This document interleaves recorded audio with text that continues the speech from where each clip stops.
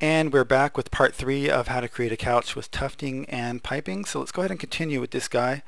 Um, Now when we rendered it, we saw that there was some issues. We have these little guys that are kind of falling apart here, and if you were to look at the corners, you can see that they're kind of rounding off, and that's not really what we want. So we need to kind of fix that by constraining these corners so that they don't fall apart and kind of curve however they feel like curving. And in order to do that, we need to add some more segments to this guy. So I'm going to go ahead and do a ring if it allows me. I'm going to go to my left view, and let's just go ahead and select all the way through so we can get all these guys, all these guys that go to the center. And I'm going to go ahead and go to my connect so I can get a connection line that goes through all of them. I'm going to go ahead and do 2 connections, and I'm going to go ahead and space these apart using pinch. Okay. So just be sure that when you're doing that, you're not going to want to cross over any other lines or any other vertices that might be in the way. So I'm going to make this guy come up as close as possible to there without having this area turn dark like that. And what that's going to allow us to do is it's not going to round off too much in these areas. Also, what I'm going to do is hit OK. I also need to round off or put a constraint kind of in this area as well. So I'm just going to go ahead and do a drag selection here, as well as on this side. I'm losing my window. Hold down Control, select this area. I could do a connection, or I could right click and find my connect settings. I only need 1 connection this time, just for the side here. I'm just going to go ahead and slide this guy. Instead of pinching, I'm going to 0 out the pinch and slide this over to this corner here as well. I'm also going to need to do it a few more times. I need to constrain this edge and this edge as well. Let's just do those guys together. Just going to select through here. Oops. Looks like I forgot to hit OK. Let me go back. Oops. Let me come back. There we go. Hit OK. And let's go ahead and select through here. Hold down Control, select through there. And let's go ahead and do another connection.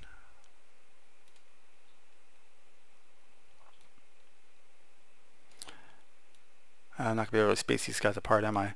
I have to hit OK. I'm just going to do one at a time, I guess. Right click, connect.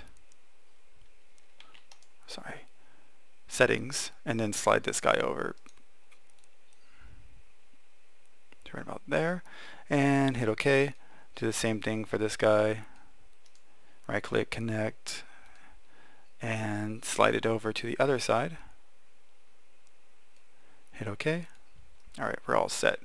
Other area that might have some issues is the bottom of this couch. I'm just going to do 1 more connection, maybe right through there. Right click, connect, and slide this guy down right about to there. Alright, I think that is all that we need for now. Let's go ahead and add a mesh smooth and see how that turns out. Let's go ahead and go to our modify list, add a mesh smooth.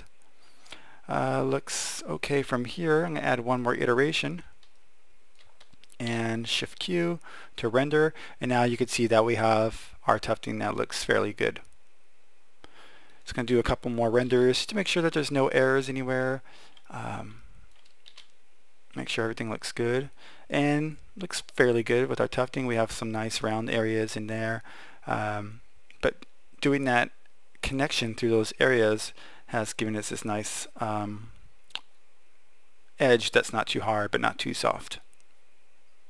So that looks good from there. Let's go ahead and move on. Let's go ahead and add some piping in now for this guy. So to add piping, what we're going to do is let's go back to our edit poly mode. Actually, I'm going to go back to mesh smooth, because if I were to do my piping in edit poly, when I add the mesh smooth, the piping might disconnect from the geometry itself. So with this mesh smooth already on, as long as I'm happy with it, I'm just going to go ahead and convert it to an edit poly. Now, if this edge is not as tight as you want it to be, or if it's not as soft as you want it to be, you can always take those edges that we created, those connection lines, and move them down, move them apart from the edge, and this will be a little bit more rounder. I'm going to go ahead and right click, convert to editable poly. so I get my segments. So now I can see some extra segments in there. Hopefully this works out for me. I'm going to go ahead and select this edge here, and I'm going to go ahead and loop it. And it didn't do a complete loop. That's okay. I'm going to go ahead and select this edge here. Actually, let me look at the picture real fast, make sure I'm selecting the right edges. I'm going to go to my view image file and take a look at this image real quick. So it looks like, yeah, it goes all the way around the couch. I don't think there's anything in here. So let's go ahead and select that guy, as well as his opposite, which is, I believe, this guy. Let's actually do this one instead, as well as these bottom ones down here. So just kind of find the line that you want to use and follow him around to there. I think I accidentally deselected this guy up here. So select him and select that one. And now I'm just going to do a loop to make sure that everybody is selected. Looks like I got the back as well. That's fine. So let's zoom into here.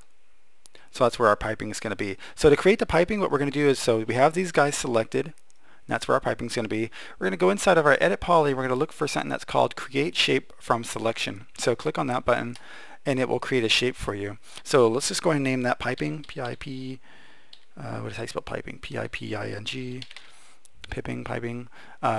Linear. We don't want to use smooth. We want to use linear. And we're going to go hit OK.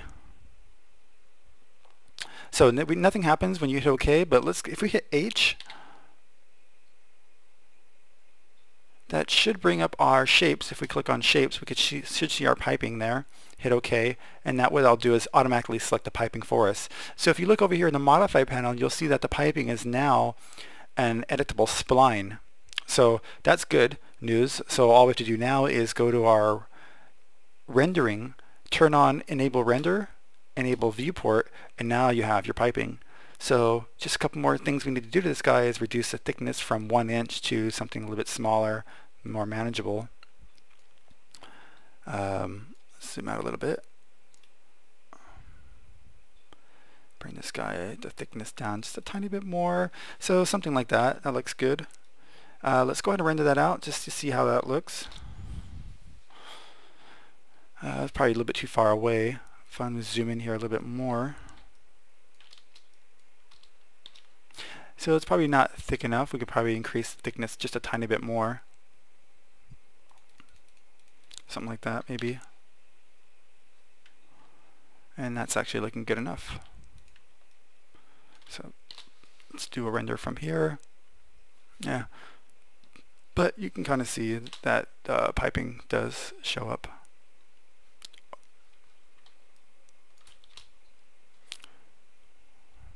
Yeah, we can kind of see a little bit better. Once you add your materials, you'll see it a lot better. And you could probably increase the sizing of the piping a little bit more. Probably not too dramatic, but just for enough for it to be visible. So it's probably like 1/4 of an inch in there. All right. So that's how you would go about creating your piping and creating some refined edges to this guy. Let's just go ahead and let me open up our image here.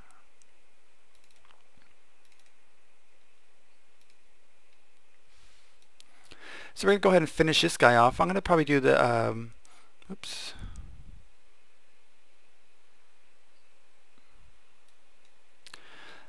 I'm going to go ahead and finish off doing the framing. On your own, you can go ahead and create this box here with the piping using the same exact techniques that we just used. You can even create the piping for the sides of the arms of the chair as well as the back of the chair as well.